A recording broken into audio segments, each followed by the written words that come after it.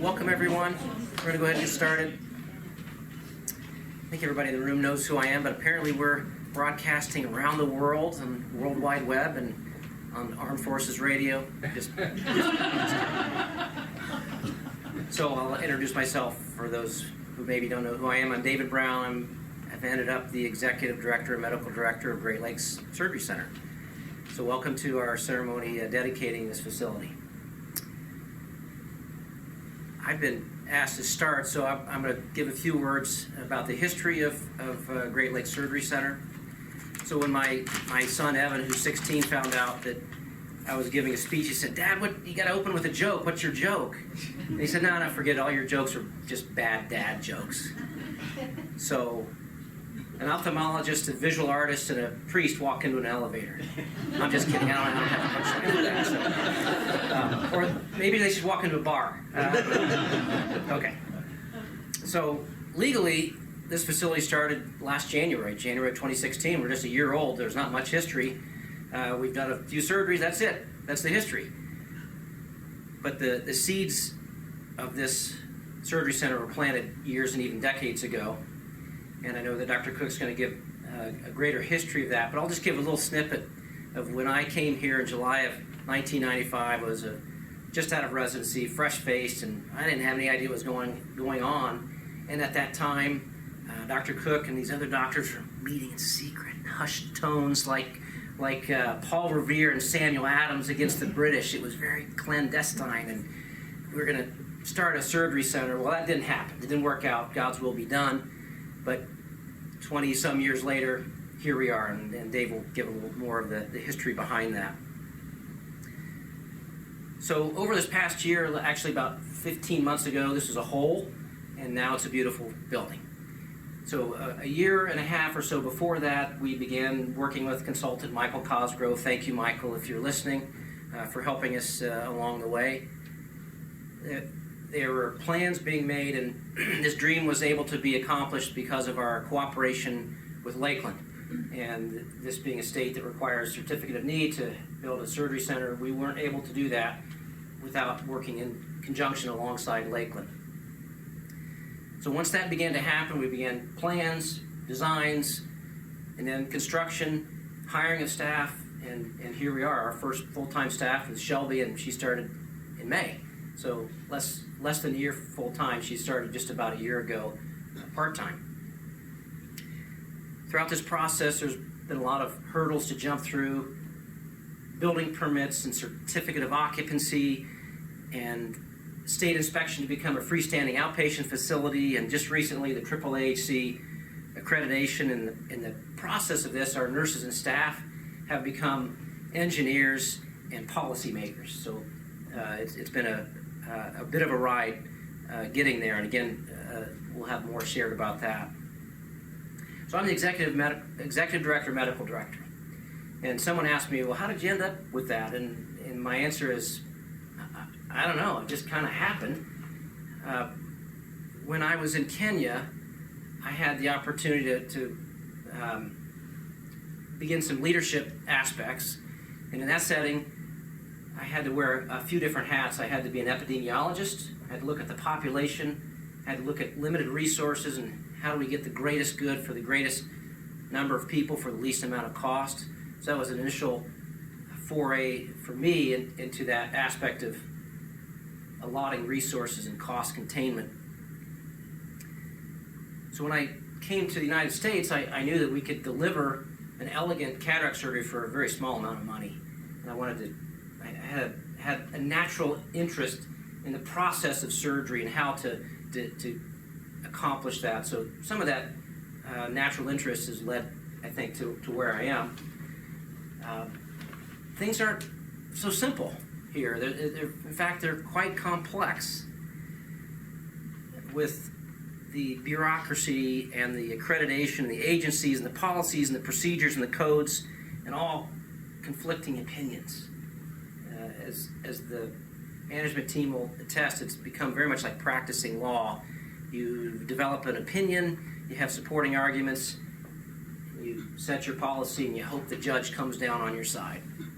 So it's not quite that simple. So why do we jump through all these hoops? Why are we doing this? Well, the reason we're doing it is because of our mantra at Great Lakes Eye Care and now Great Lakes Surgery Center is to put the patient first. If we do what's right for the patient, if we set that as our primary goal, everything else will fall into place. So we're really doing this to put the patient first. This is where we live. We live in Southwest Lower Michigan, and this is the time that we live in. And all this insurance shenanigans that we're doing, this is how our patients get their care provided for. So we jump through all these hoops, we do these crazy, illogical things, in the end, for our patients. This is how we're going to treat and care for our patients. And our patients are the fruit farmers, and the tool and die makers, and the teachers, and the whirlpool engineers and businessmen, and hospital employees, and snowbirds, and everybody else. That is who we are about. That's why we do what we do. It's for them. And each one of us are icons of Christ. Everyone on earth is made in the image and likeness of Christ. We are icons of Him. So as we serve others, we're serving Christ. That's sometimes hard to do. I can be an unlovable person. I can be hard to want to sacrifice or serve, and others can too. So when we are thinking about doing one more policy, or dealing with one more complaint, or filing one more claim, or doing one more exam, or processing one more surgery, whatever it is our daily job is that we have to do and jump over those hurdles, help me remember that it's for the patient. That's why we're doing what we're doing. I want to give thanks to everyone who has made this possible. I'm not going to name names because I'll forget someone and then I'll be in the doghouse. But there's so many people to thank, consultants, owners, staff, but primarily I want to thank the staff. You guys are the greatest staff in the world. At Great Lakes Eye Care, at Great Lakes Surgery Center, you are the best.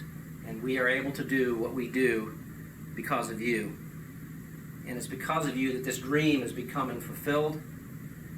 And may God help us in our pursuit of becoming the best medical practice in the U.S.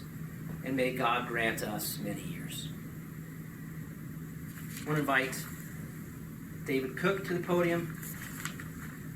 He wants to talk about how in this facility we want to honor God. We want to remember Him and what we've learned. In so doing, we hope to bring Him glory and to give the community a blessing. Dr. Cook. So, the children of Israel, geez, I knew my battery was low, I just quit. So, I guess I get to keep going. Somebody got to watch it, I just want to watch it.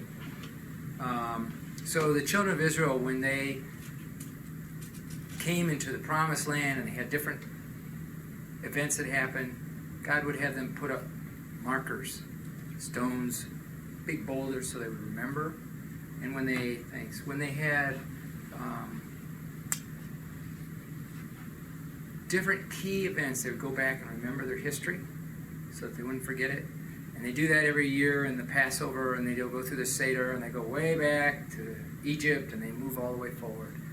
And so that's what I'd kind of like to do today, is I'm hoping that we can see God's snapshots in my history and Great Lakes Eye Care history and Great Lakes Surgery Center, which are all kind of combined and intertwined. So I have 12 or 13 snapshot vignettes, and then at the end I hope to say this was my view and this was God's perspective, in hope that we might gain God's perspective and give Him glory. So I wanted to come back home. This was home. We'd set up for 3 years while I was in training up at Mayo Clinic in Minnesota. Wanted to come back here and talk to Dr. Saxton, who was the ophthalmologist in Niles. And we had talked for over 3 years about me coming back. At the very last moment, I didn't even have any more vacation days left up at training. At the very last moment, Mayo Clinic chairman pulled me aside, asked me if I'd stay on. which threw me for a loop, but I thought I really need to think about this seriously. The fact that I would think about that seriously gave Dr. Saxton, probably rightfully, cold feet, and he withdrew his offer. So Jeanette and I had no place to go, and they had suggested that we go to Vermont, and they had this great practice there, and we had an 18-month-old, Matthew, and we wanted to get back near grandparents. And so we just said, we're coming. I didn't have any time to come back and look, so I just picked up the phone and called by the phone book. We had a phone book, and called all the doctors that we could find in the area, and one of them said that he was getting ready to retire, and so I came home on a weekend, Christmas, talked to him, we had everything set, and so we made the arrangements and got his practice. At that time, one of the guys that became the number 3 guy at Mayo Clinic in terms of leadership pulled me aside. He goes, Dave, no one goes into practice by themselves anymore. It can't be done. I just said, it's home. It's the only option. So off we came.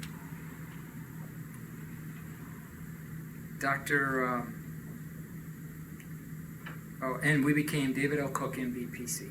That was the name of the corporation.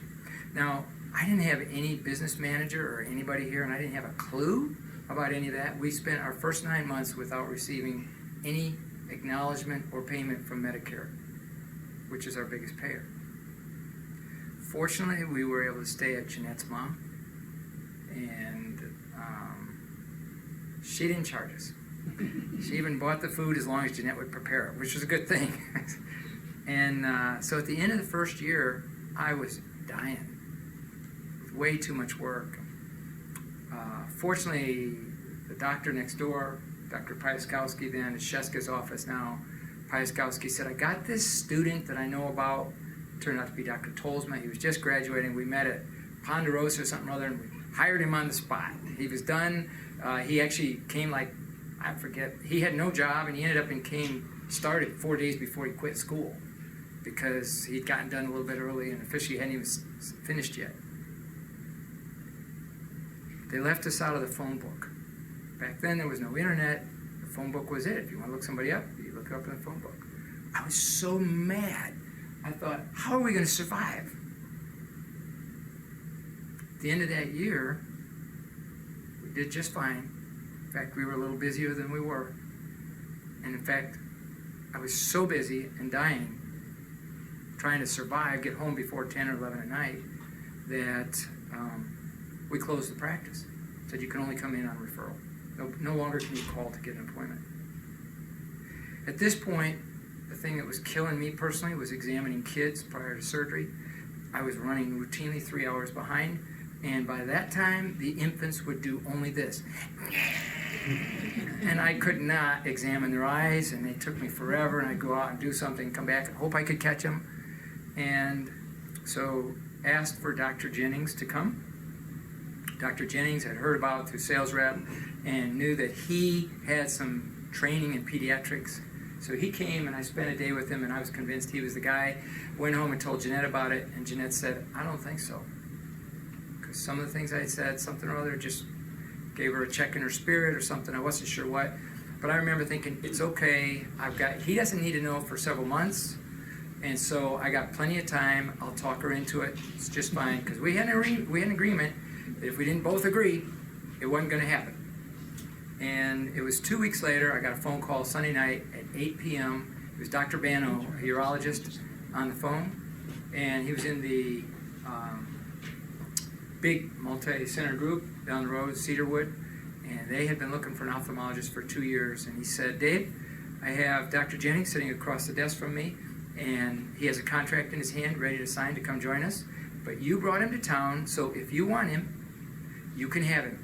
But if you don't want him, he's going to sign. I thought, it's 8 o'clock at night on Sunday night. I can't talk Jeanette into this in 20 seconds. So I remember thinking, I remember right where I was. It was stunned me. And I remember just thinking, well, okay, I guess you just need to take it. Because I can't.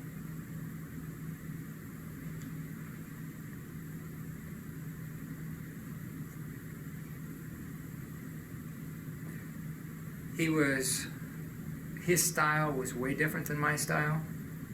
His treatment plans were way different from my treatment plans. It would have been oil and water. I was protected. I was protected not because of my own wisdom. I was protected because of this stinking arrangement I had with my wife. Not really. I was protected because I was determined to be faithful in the little things, the relationship with her. As a result of that, God protected me for here. 2 weeks later, and so I had no one. I go, oh, great. He came, and I get these words from Cedarwood. Oh, he plans on adding a retinal department. He's got space. He's going to have several partners come in and join him. I thought, geez, great. And I hope I can survive. And I don't have anybody. I'll never get anybody to come here. 2 weeks later, in the mail, totally out of the blue, came a letter. Said, my name is Dr. McKee. I'm just finishing training, and I wanted to be on the west side of Michigan, and I've looked at every practice. This is a gist. There were a couple things. It wasn't all in the letter, but this was all there. I've looked at every practice on the west side of the state, but I didn't know about your practice. So I don't know if you're interested. Turned out he had been in an airplane somewhere over the Mississippi, and the guy next to him says, oh, you're thinking of going to ophthalmology in Michigan? Have you heard of Dave Cook? He said, no. He said, I checked the book. He said, I didn't. Well, I was too new to be in the book. And there was no internet. So that's where he found out about it, sent me a note. God was waiting for me to say yes to my wife, no to him, so that I'd have an opening. Otherwise, I would have had no opening.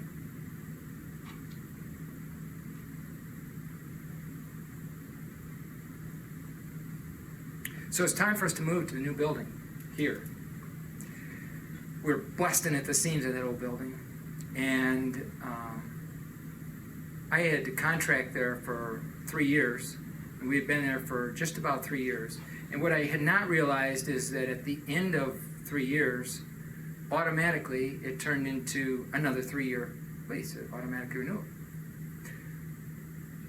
I let him know the day after the deadline that we were leaving. He said, you know, I think it was yesterday you were supposed to tell me. He said, that's okay. It's only a 3-year lease. It's $50,000, but you only have to pay it monthly. And we had the new building. And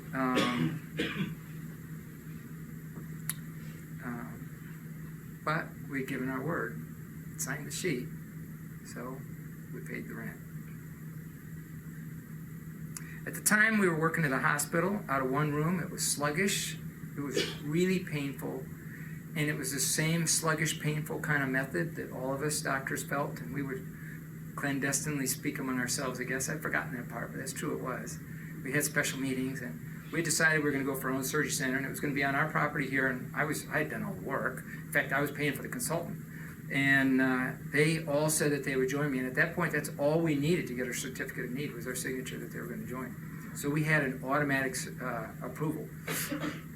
But the president of the hospital, the chairman, when I notified him, he went berserk and pulled out his figurative guns and shot them at every one of them. Each one, he knew what that practice needed to hear to pull out.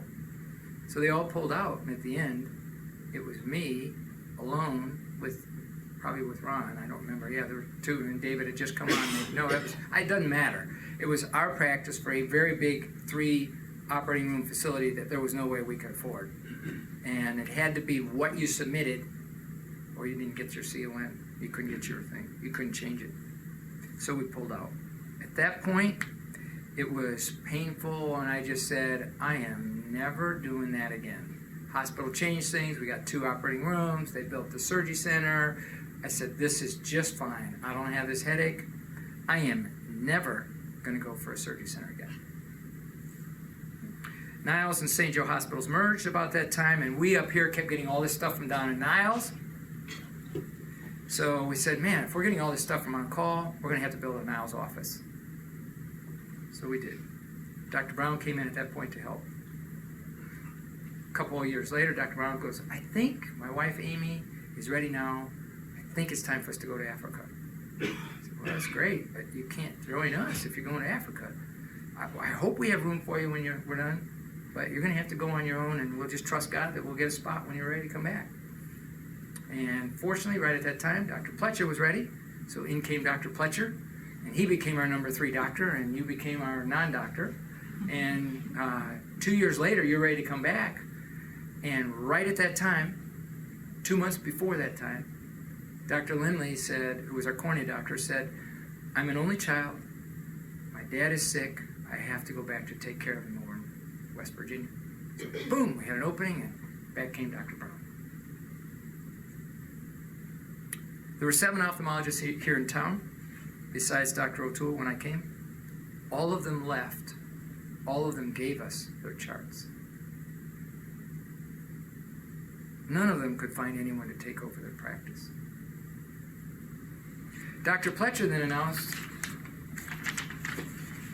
I think we should go to Ecuador. I really think God's wanting us to go to Ecuador. I remember in the room where we were, in our little old doctor's room in the corner right around there, and I remember saying to Stan, we really want to support you to go. And I said, we're going to suffer when you go. There'll be fewer of us. We have to try to keep all the same patients. How long are you thinking of going? And he said a couple years, or at least a year, I guess it was. And we said, if that's what God's calling you to, that's what we want to do. And sometimes you just have to suffer, and it's all right. He goes, I don't want you to suffer. I said, Stan, I named him. If you leave and you don't have us suffer, we're going to have somebody in here who's not a rookie doctor. I'm not interested in somebody fresh out of school. They got to be good at cataract surgery. They got to do oculoplastics. They got to have a high standard of quality. They've got to start right when you leave. They got to end right when you finish. And they got to be like-minded with us. And we have to like him in addition to him being willing to come. Where have I ever seen that before? I haven't, and it's not going to happen. Well, as we all know, Chip Platt fit every one of those. Even stayed at their house, so they had somebody to stay there.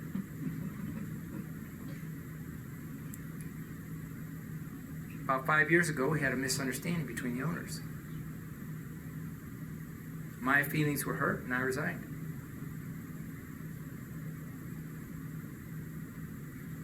Again in the doctor's room, again the same doctor's room on a Saturday, we had a 5-hour share your guts meeting. I remember Stan getting paged all the way through from Shelley, are you coming yet? As we're sharing our guts, because I don't think we all knew what was going to become of that meeting. I lost my place, sorry. I reluctantly, after a while, took the job back with a redefined job description. Around that same time, the supervisors had a meeting, 10 of them in the room, and they said, we want to become the best in the Midwest. So they broke up into, you all broke into cell groups, and there were 10 divisions, and each of those divisions said, what do we need to do to be the best in the Midwest? Each had, you guys probably remember the meeting down in the basement with the flip cards, and everybody had their 10, and they flip it up over what their 10 were. I was still sulking from this whole resignation thing, and I got to the meeting late, pouting, standing in the back. I only heard 2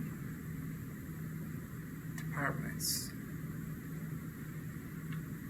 The medical records department and the cleaning department. Both departments had on their top 10 a surgery center. I went to myself, really? I've been fighting this, and when partners would bring it up, I'd refuse to go there, and it's so obvious to every department, including our cleaning staff and our medical records department, that we need to have a surgery center. Shame on me. All right, I'll do whatever it takes to try to get us one. So we met with the 2, number 1 and 2 at the hospital, Lauren Hamill and Tim Calhoun. And I remember in those several conversations where I would meet with them saying, it is not right to have a 50-50 arrangement. It's not going to work. And they said, that's the only kind we do. I said, well, we can't have that. We meet again and again and again. By the time we got to the end, I said, there's a line in the sand. Which side are you on? They said, it's We will not do it anything less than 50-50. I said, then we don't want to. I grew up here. I plan on dying here. We want to serve this community, but we will move to South Bend if we need to, because Indiana does not have these certificate of need laws, and we can't do it without you. So he said, okay, if you have to go, you have to go. So we left and went for a year. Everything we looked at, we had certain criteria. No, it has to be so close to this and that, and all the criteria. We have to own the land, and every time we get close, something fell through. After a year of looking and nothing, a dearth, we came back to the hospital. Your clock went off. Probably just as well, sorry. I'm almost ready to my points. And this is the preamble. As some would say, the ramble.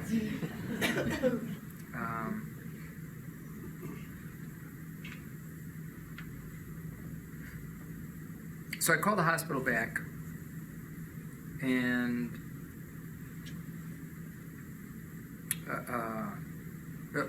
after a year's dearth, the doctors met together, and they said, Dave, we think you need to go back and talk to him. And I said, okay, but I need to know where that line in the sand is. And they said, 50-50. I said, you guys are wrong, but it's 3-1. You're my authority, because the 4 of us are my authority as the director. So I will go back, and no one will know that I disagreed with you. However, that's the last thing I'm going to tell him. We renewed our discussions. Right at that time, 2 things happened. The Inspector General for the Office of the Inspector General for Medicare came out with this big policy thing that they plan on moving toward, where they will drop the pay from hospitals down to the pay of outpatient surgery centers. The hospital would lose $800 per case, and they were only making $400 per case. At the same time, during the same 2-week period, 13 hospitals from Detroit, 13-ish, kicked out ophthalmology out of their hospitals, because at the current higher payment, they couldn't afford to have ophthalmologists doing their operating rooms. So the hospital saw this. We recessed, and they did all sorts of research, and they came back and said, we realize that our current model is not sustainable in what's going on in the United States. And so we think you need to have a surgery center. I said, all right, well, what's the percentage? They said, we can't go into partnership with you. I thought for a minute, I thought, that's 100%. And they said, yep. I was stunned, and I said, but we can't do it without you. And they said, we'll make sure it happens. So we went on a year. I was excited, and it was not happening. And finally I said, when is it going to happen? Well, in time. Finally, it happened. We had an arrangement. It was a goofy arrangement involving the gastroenterology group at the hospital. Called them and said, would you be willing to go in and sign and blah, blah, blah, blah, all this stuff. The bottom line of all that is, of the 10 of us making the decision, 1 of us felt really convicted that it was not an honest thing to do. The other 9, well, 8 of the other 9 felt that it was fine. One of them said, if it's not worth the whole story. The point is that God did not give 1 out of the 10 of us peace, so we withdrew our CON plan. I remember when I backed out, my comment was, if this has become offensive to one of us, then it can't be blessed by God. I don't want this if we can't do it with His blessing. I don't want it. I want that way more than a surgery center, because I don't know the future. God does. It might be we go out and start this thing and build it, and the next day I die, and you die, and we have a plane crash, and 3 of us go, and somebody's left with a big hole that they can't pay for it. We don't know the future. So I'm out. It got down to the end of 2014. We had 2013 numbers. That was around October. At December, beginning of December, I knew we had 1 month left where the numbers that the hospital had would allow this. So in December, I contacted Lauren. I said, Lauren, can we have 1 more meeting? She said, yeah. I said, at that meeting, I said, we can't ethically take that offer. And so what we can do is we can build our surgery center if you decommission one of your rooms at the health park. And if you close it, at that point we thought it had to be closed. And I'm not loud enough? Am I loud enough? Sorry. So at that point they thought it had to be closed. And so they said, we're willing. They found out a little bit later they could turn it into a procedure room and still get paid for things done there. But they were willing at that point to close it down to 3 rooms so that we could get 1 room here. We have asked a lot of places. I've never found anybody yet where a hospital was willing to close a room so a non-associated independent group could get a room. These are what I call God sightings, things that I thought were this is my review now. These are the points out of that. What I thought were ghastly bad versus what God decided. I lost my opportunity to come to Niles at the last minute and live near home. God's view, you must not go there. I have big plans for you in Benton Harbor. I have no business manager. That Mayo doctor was right. I wasn't able to take a salary for 9 months, fresh out of school. God's view, Jeanette's mom has a place that's open. Her husband just died. She not only has a place that's open, she has a need for some companionship. And a little 18-month run around the house would be helpful for her. Number 3, I don't have any Medicare money. How am I going to survive? You need to trust. That's why you decided late to go into ophthalmology. It gave you an extra year off after your training. In between that and Mayo Clinic. During that year you worked, you got that money in the bank. That was so you could survive this year. No name in the phone book. You won't survive unless I slow the growth. We still grew. We lost the Dr. Jennings office option. Now what am I going to do? You need to trust. He would not have been good for you, and he gave you some relief from hospital call. There's 1 more person on call. This was help so your practice wouldn't sink you. Learn to be faithful in the little things. I'll take care of the rest. 1 day late and a $50,000 bill? You need to trust. Learning to be faithful in the little things by honoring your word. I'll take care of the rest. First attempt at the surgery center failed. It'll sink you. You don't have time for that. You don't have enough help. Your hands are full. You'll get it in the right time. All this extra work in Niles on call. I want to grow you in Niles' office, and I want to bring Dr. Brown to your group. Dr. Brown's going to go to Africa. Trust me, I want Stan and Shelley to come. Dr. Brown needs a place to come back. Trust me, I've been waiting until just the right time to move Dr. Lindley out. The owners don't appreciate me. I resign. You need to let go. I'll redefine your job so it's sustainable for the long run and a lot more fun. And the other people that report to you, they'll enjoy it a lot more too. Dr. Pletcher's going to Ecuador. Be faithful. I'll increase your trust. I'll have Dr. Platt ready to come just when Dr. Pletcher leaves, and I'll have him leave just when Dr. Pletcher comes back. The partners were wrong about that 50-50 thing. You need to respect and honor your authority. That's one of the ways I speak. You'll be blessed regardless of whether they were right or wrong. We lost our chance for the surgery center because one person complained. You need to let go so I can get the credit by having the hospital close down a room so that you can open one. Have you ever heard of such a thing? We want to give God the credit he is due and to ask for his favor on this venture. May we be faithful in the little things and trust God to do the rest.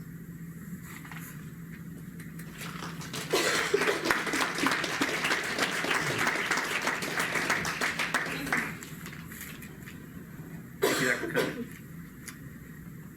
I want to invite to the podium our Administrator and Director of Nursing, Shelby Weaver, will share about some reflections for our staff.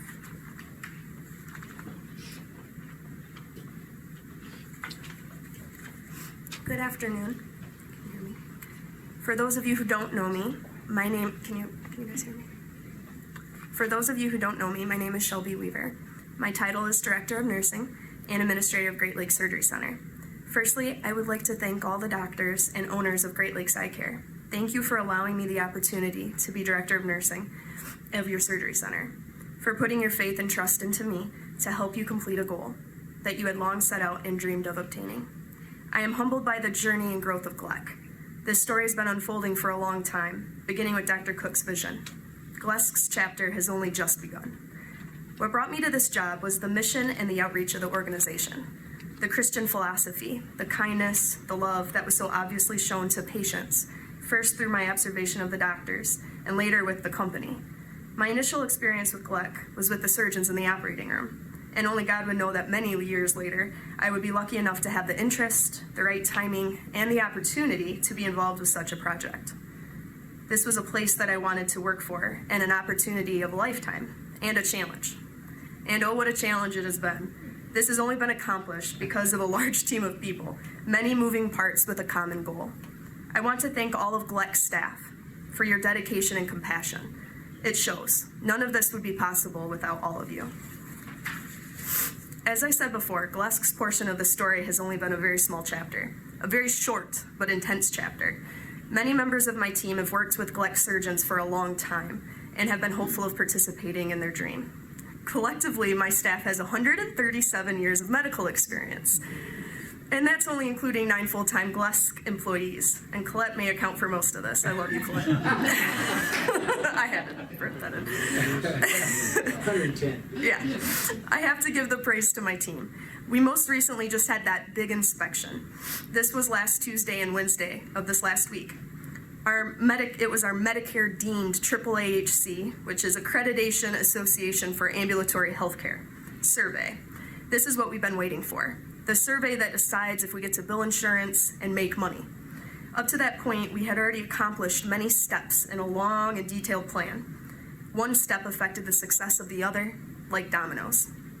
Without boring you to death with details of regulations or trying to explain the vast amount of information we dealt with to get this going, I'll try to summarize some of the projects that my team got off the ground, literally in less than 9 months from the time I started full-time. But we're still waiting on the official decision with our Medicare PTAN number, but we were encouraged and the center was praised at the summation conference following the survey. Some of the comments made by the clinical inspector were that our hard work we put into getting ready for the survey and center started up shows that we had an overall outstanding center and she would love to have cataract surgery here, and that out of 350 centers she has surveyed, we were in her all-time top 5. The areas or subjects we were expected to have created and in place encompassed patient's bill of rights and forms, billing, corporate structure, governing body, committees, hundreds upon hundreds of policies, credentialing records and files for all surgeons and CRNAs, peer review, collecting data, formulating quality reporting and quality improvement projects, risk management and safety programs, including logs and emergency drills, regular and nursing administration, personnel files and policies, orientation, training records, putting together services and contracts for the ASC, giving quality care, training, experience, supervision of staff, clinical records or charts. She commented that they were easy to read, well developed, and that she could tell how much work we put in developing the forms. Our infection control program, our central processing department, how we sterilize instruments, purchasing and putting together all equipment and supplies for the center, making sure we were compliant with life safety regulations. This means that we complied with over 40,000 codes about construction and engineering. Anesthesia, she noted that we had a great provider who did a fantastic assessment and documentation. Surgical chapter, including history and physical, consent, DVT protection, antibiotic tracking, surgical tire, and a good job actually doing the surgery, which she did observe a surgery from start to finish. Pharmacy, purchasing and tracking a lot of medications and all the DEA regulations that come with it. Lab services, including our CLIA waiver, pregnancy, glucose tissue, and specimens testing. So, More importantly, I wanted to say a few words about the people on my team who actually did put this together. Brittany, our medical receptionist. She's smart and talented. She learned how to be a medical receptionist while creating forms, badges, and putting together the bulk of our website. Amy, our biller. She's helpful and willing. She's always there to help and ready to go. I have confidence in her ability to do the important job of collecting the money from insurance and patients. Carol, one of our central processing and surgical technicians. She is compassionate and dedicated. She's a quick learner and very skilled. Toby, our lead surgical technician in central processing. He's empathetic, loyal, and enthusiastic. Toby and Carol put together our instruments, which included research, price comparison, and negotiations. He helped put together central processing, and he comes with years of experience and knowledge as a surgical technician to boot. Pam, our lead prep recovery nurse. Thorough, detailed, she's a thinker, compassionate. She created and put together most of the content of our forms. She also put together the prep recovery area and all of our pharmacy items, and our patient satisfaction reporting. Jamie, our infection control preventionist, laser safety officer, and lead OR nurse. She's dependable, passionate, and loyal. She put together and organized our policies. She also put together our infection control program and educated staff. Tammy, our business manager. She's organized, hard worker, dedicated, and a good listener. She has a wealth of knowledge about front office and insurance. Colette, our OR manager. She's a leader, calm and steady, oversees the whole picture with ease. She oversaw central processing and the OR supplies and inventory, and put together our first QI project. And Jackie, Michael, Vincent, Deb Fickey, and Jen Nolte, who are talented individuals who also joined our team. In addition, I need to thank Michael Cosgrove, CRNA and part owner. He gave us tons of guidance and knowledge. This monumental project was propelled by this man. He has put countless hours into its success. Mark Gardner, our CRNA, he's our partner in the anesthesia group. He's easygoing and talented, flexible, great to work with through this whole process. Dr. Cook, for your vision and talent, you started an enormous and great thing. Dr. Pletcher and Dr. McKee for being great sports and great surgeons. And Dr. Brown, our medical director. He's a great leader, empathetic, adaptable, great listener. You make being a boss easy, and people want to work for you. Thank you for all your dedication and time you invested. And some more thanks to people at GLEC, and I know I could name every one of you guys, but just some people I worked with a lot. Jerry, his hard work and ability to juggle a million things, the go-to guy for anything and everything. Dave, your humor, your creativity, and doing a little bit of everything. You're super helpful and another guy we can always go to fix anything. Denny, his perseverance, wonderful job putting and keeping together the cleaning department. They are doing a great job. The surveyor even noted how clean the janitor closet was and that it was spotless and that she would actually eat in there.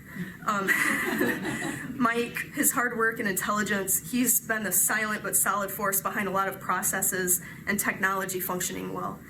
Wendy, her dedication and passion. I have watched her put in so many hours in the middle of the night, making surgery scheduling and all of our transitioning go as smoothly as possible. Brenda, her wisdom and calm demeanor. Linda, always being helpful and working on a little bit of everything. Doctor schedules, accounting, and marketing. Jennifer Pullins, being intuitive and experienced in accounting, doing things in a concise and ethical way. Jim, his experience, ability to be calm, always lending a listening ear. Wisdom I can always take to heart, like, don't be reactive. And my favorite phrase, which works for so many subjects, once you get your poop in a group.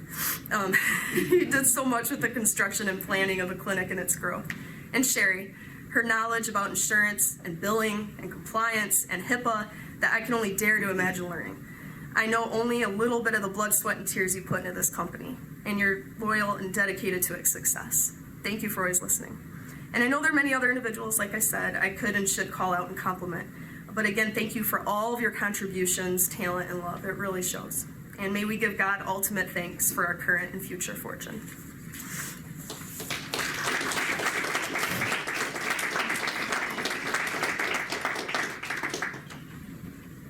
Thank you, Shelby. Don't let her fool you. She's the boss, for sure. Isn't it amazing how much stuff has to go into do just a little surgery? We just think it's just surgery. But all that stuff has to go into it. So she's led the way. Thank you, Shelby. And now I want to invite to the podium Dr. Pletcher and the presentation of Be My Adult Vision. your last comment, Dave, made me smile. I'm thinking about what he said when you and Sam used to do surgery in Africa. He said, really, all we need is a patient, a roof, and a fly swatter, and then we can do surgery. And he meant that. What they meant is that they carried solar panels to run their microscope as long as there was sun, and they brought their little Bunsen burner with water. They didn't need water, didn't need running water to do surgery. And there were no HIPAA requirements, I think, at that point. But you did need the fly swatter to get those dang flies off of the Maasai tribe people who came in and there were flies all over their eyelids.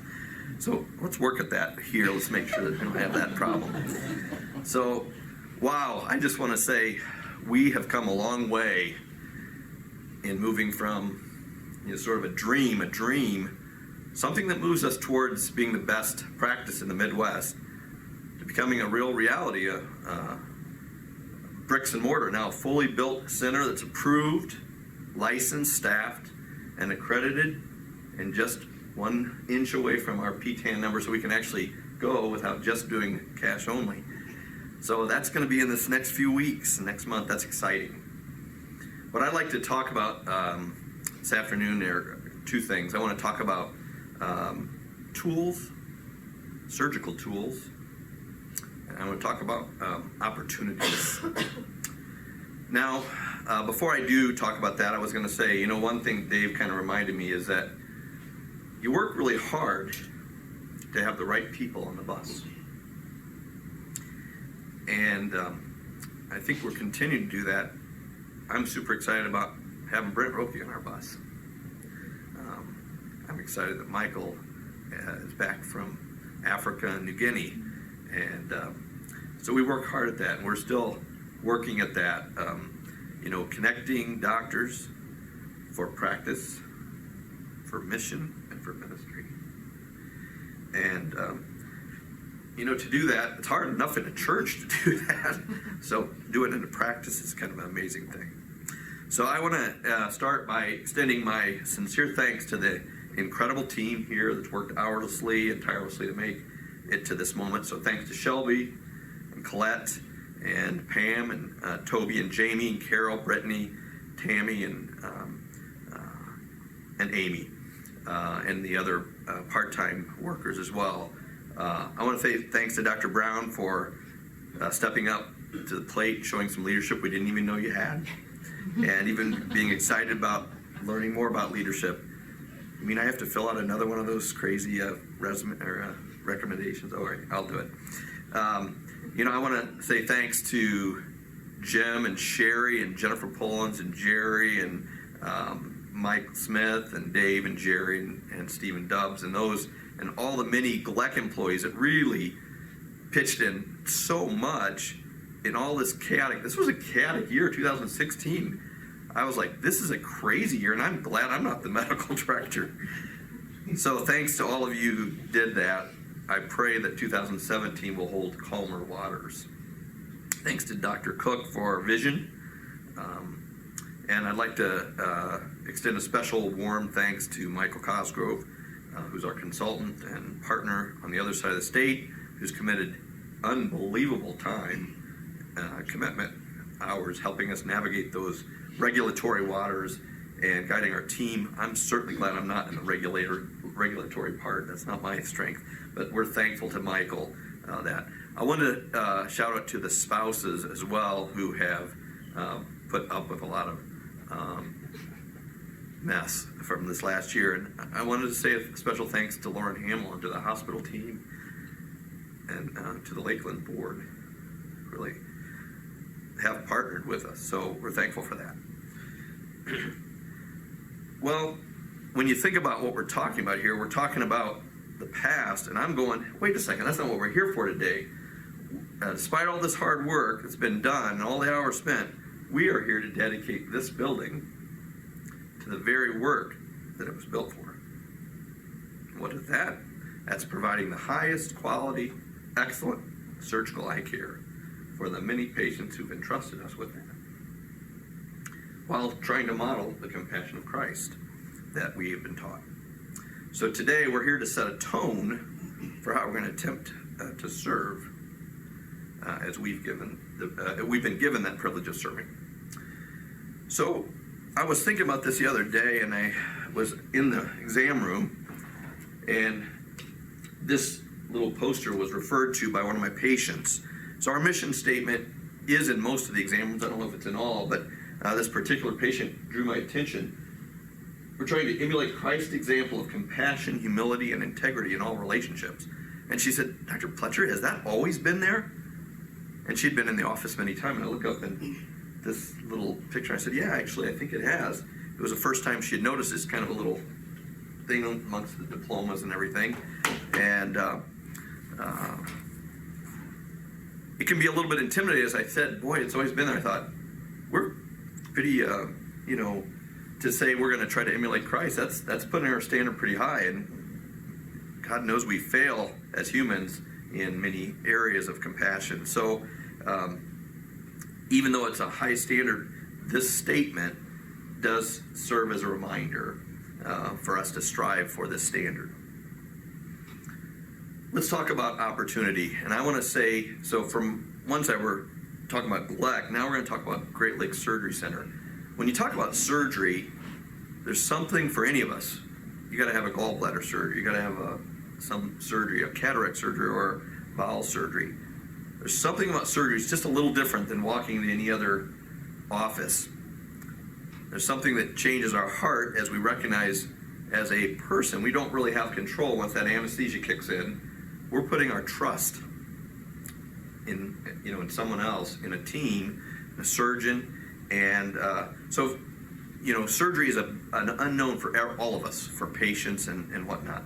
And while the human body is marvelously made, it can be frail, it can be fickle, and repairing surgery conditions is not always the same. There's a lot of individual variability.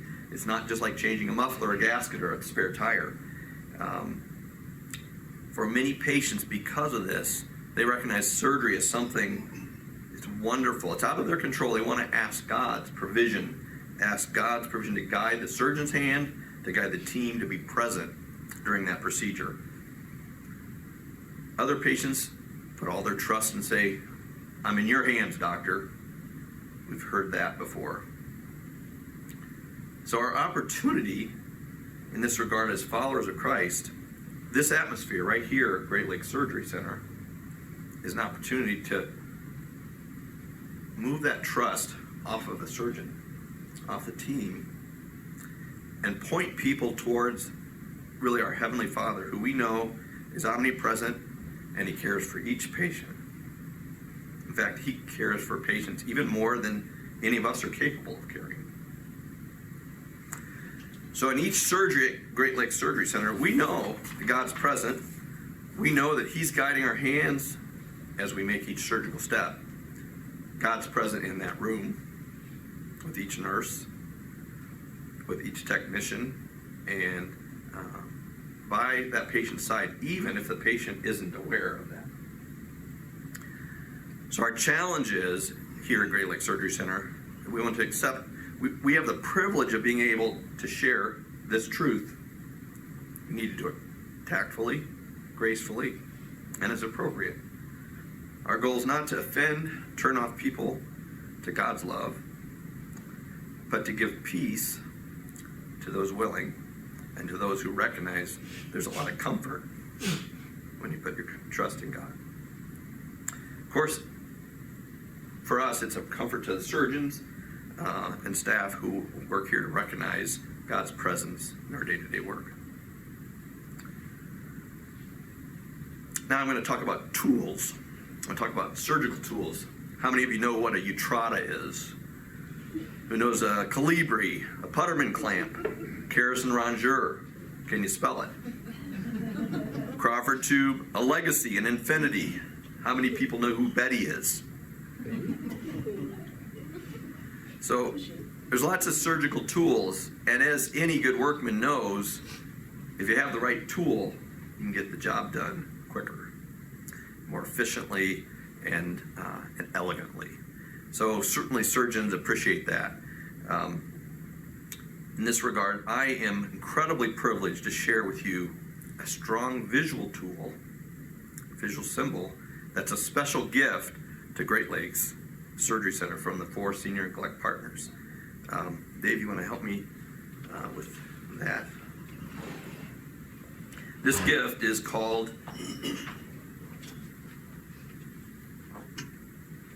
Be Thou My Vision, as it depicts Christ guiding the ophthalmologist's hands during cataract surgery. You can see here. This is a very special painting that was created exactly for centers like this. It was commissioned by a famous ophthalmologist who's 83 and operating 3 days a week currently in Calgary, Canada, named Howard Gimbel. He's a famous teacher of phacoemulsification technique. So we're very blessed to have this painting that was commissioned quite a few years ago and painted. But we're even more blessed to be in the very county where the artist who created it. And so for those of you that don't know Nathan, Nathan Green created this masterpiece. Nathan was kind enough to come today with his wife and to our dedication to share in this wonderful moment. This is certainly a moment I've been really looking forward to. We've been excited this year. We've actually challenged all Christian ophthalmologists around the world to consider to be bold and to take this painting and put it up somewhere in their surgery centers, in their offices, in their homes, somewhere to remind them of who guides them during surgery. For those of you who haven't been to Nathan's studio, it's a real treat. When I think of spiritual moments of entering places, I think of 2 places in particular in the last few years that I've been to. One of them is Nathan's studio, and the other is the Sistine Chapel. And I compare those 2 places. I go into Nathan's studio, and Christ is looking down at you from every angle, and it's just a holy experience. Michelangelo, Nathan Green, same to me.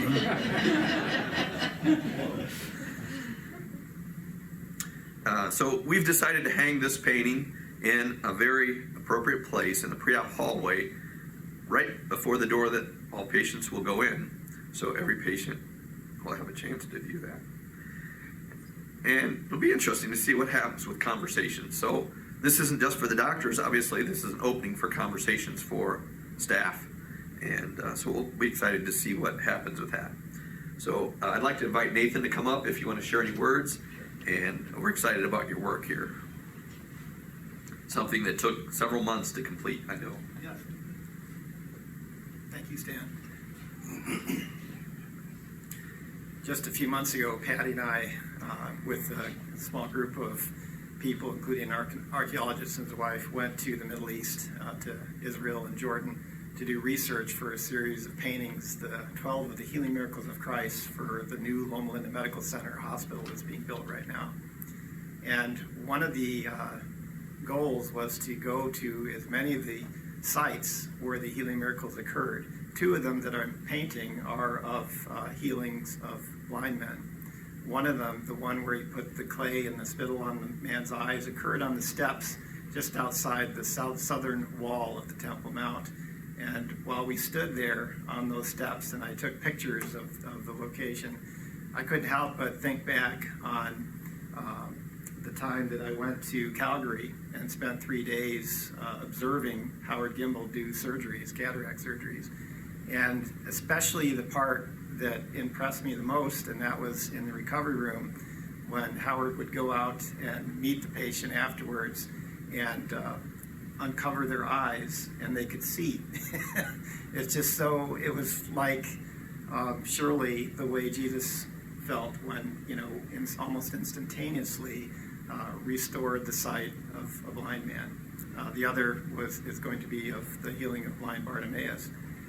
But to me it was incredible, and if I can use the word envy, in a way I envy you physicians who have that same opportunity to restore the sight of someone with cataracts, with various things that you deal with, to emulate what Jesus did.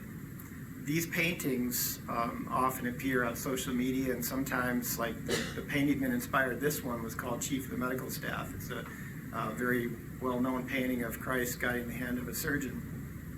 And every now and then they come up to me on Facebook, and I see that, that it's been observed 1.5 million times, and I read through the comments, and about every 10 or 20 comments, you see some negative comment, like why the doctors had the training and now it's not necessary because Christ is doing this for them, and they miss the point. You'll notice that in every painting that I've done of Jesus guiding medical personnel, like a nurse or a physician or an eye surgeon, you notice that Christ's hand may be on the shoulder or on the arm or next to the hand, but he's not taking charge. He's not controlling what the surgeon is doing. He is there. He is the source of wisdom. But, I think sometimes Christ may choose still to heal miraculously, but I believe in this day he works more through people, through their training, through their education, through their reliance upon him to heal his children. And so you really, who work with the patients, not just the surgeons, but all the staff, the nurses, all the personnel, are really, you're really doing Christ's work on his behalf for his children. And I'm so impressed by that, and if maybe envy is not the right word, but I do. I envy what you were able to do to emulate the way Christ treated his people when he was here, and now gives you the privilege to treat them for him. So I'm honored to be here, and I'm really impressed that this is important enough for you to place a Christ-centered image so that all can see what your mission and ministry is all about. This is very important, and hopefully it will give not only a reminder to you of what your mission is, but encouragement and courage for patients and family members who come through to know that Christ is here with you. So thank you very much, and thank you for putting this in your institution.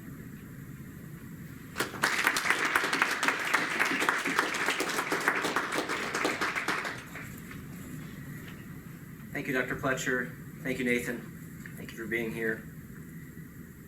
Now I'd like to invite to the podium my pastor, Father Gregory Owen, for prayer of dedication and whatever words you might want to share.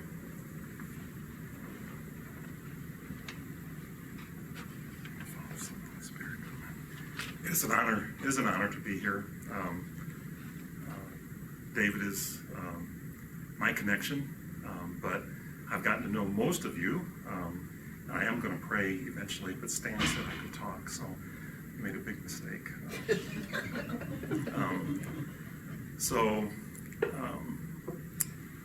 When I got to know most of you here, my wife and I are patients, by the way, so we are really part of you.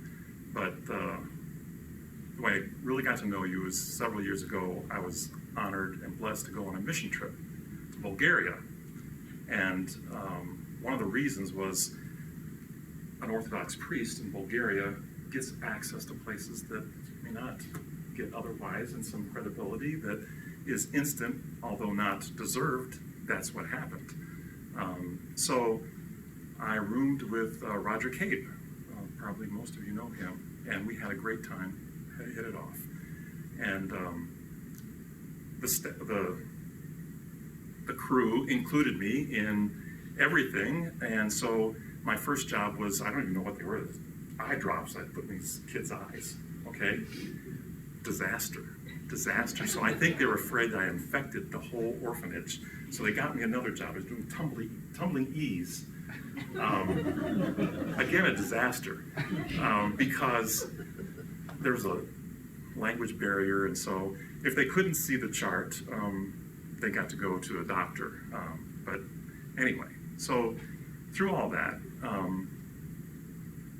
vision is very important, and so what I wanted to talk about was today is the Sunday of Zacchaeus, and Zacchaeus wanted to see our Lord. He had a desire to see him. The solution for him was very simple: just climb a tree. But when you have a cataract or something else, or retina detached or something like that, the desire to see is very strong. And what I wanted to tell all of you is that although all of you are involved in the mission of helping people to see clearly, it is not about the surgery. It's not. No offense to cataracts or retinas or anything like that. That is the easy part. What I see all of you doing is helping people see Christ in who you are. And you cannot teach that. As bad as I was, I really believe that in time, Dr. Brown could teach me to do cataract surgery, but you cannot teach someone how to pour out their lives for someone else who's in need. Forgive me. Let us pray to the Lord. Lord, have mercy. O Lord Jesus Christ, Son of the living God, the brightness and image of the Father, the chief physician of the living hospital of your church, send down the grace of your Holy Spirit and bless all aspects of the healing labor that is evidenced by the completion of this facility and by the lives of the doctors and the staff here at Great Lakes Eye Care. You who are the Alpha and Omega, you are the beginning, the increase, and the completion of all of our accomplishments. Bless this facility as an establishment of a place of healing for souls and bodies and for the furtherance of Christianity in our community. By your divine providence, abundantly multiply all things necessary for the continuance of the service and the ministry of healing brought about by your goodwill. We pray that this building will be filled with your glory and that those who visit it for healing and those who work here will be filled with your Spirit. May the Spirit of the Lord be upon us, for he has anointed us to preach the gospel to the poor. He has sent us to proclaim release to the captives and recovery of sight to the blind, and to set free those who are oppressed. For unto you are due all glory, honor, and worship, together with your fathers from everlasting, and all holy, good, and life-giving Spirit, now and ever and unto ages of ages. Amen. Forgive me.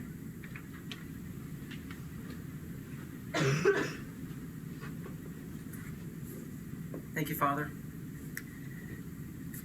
Thank you, everyone, for attending and our dedication of this facility. We invite you to stay for refreshments.